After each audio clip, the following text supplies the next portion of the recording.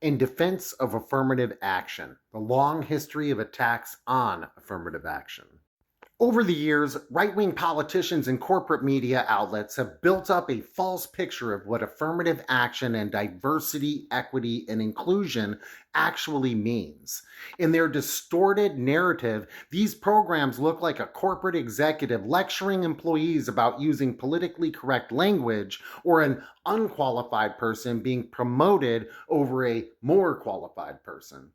But the truth is that affirmative action is an essential tool developed to uproot the system of racist dictatorship that governed the United States until the civil rights revolution of the 50s and 60s. With his latest executive orders, Trump hopes to put the last nail in the coffin of affirmative action after a decades-long campaign that has played out under both Democrat and Republican administrations since its inception. 1960s, affirmative action is born out of the people's struggle. The heroic struggle of millions of people against the system of Jim Crow segregation led to historic breakthroughs for formal equality like the Civil Rights Act of 1964 and the Voting Rights Act of 1965. But while explicitly racist laws were overturned, the fundamentally racist structure of the economy remained. Black people and people from other oppressed communities were systematically excluded from better paying jobs, professional positions, and leadership positions in both private and public institutions. The only way to overcome all the informal mechanisms that reproduce segregation, even without the Jim Crow laws, exclusive networks of personal contacts, biased individual attitudes, family ties, etc., was to mandate a specific outcome. Implementing quotas was and is the only realistic way to force powerful institutions to desegregate and ensure that a racist division of labor in the workplace does not persist on the basis of seemingly race-neutral excuses. 1978, Supreme Court deals a blow to affirmative action. As the right-wing counteroffensive against the Black liberation movement gained momentum, the Supreme Court took up a case brought by a white applicant to the University of California who argued that he was the victim of discrimination because of the school's affirmative action quota. While the Supreme Court did not ban consideration of historic racial injustices entirely, it banned the use of quotas, although right-wing propaganda makes it seem like quotas are still enforced today. This set into motion a long period of decline where affirmative action policies were chipped away little by little, leading to the current moment.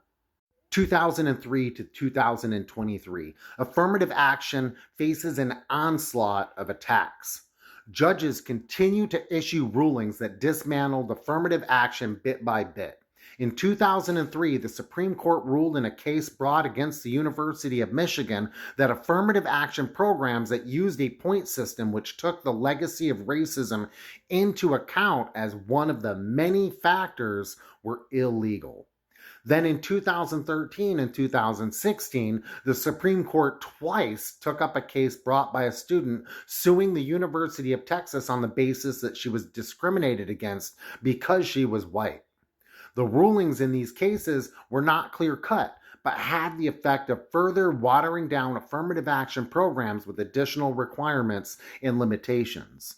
Then, in 2023, the Supreme Court ruled in a case brought against Harvard by an organization called Students for Fair Admissions, a right-wing AstroTurf group that is in fact led by a lawyer in his 70s.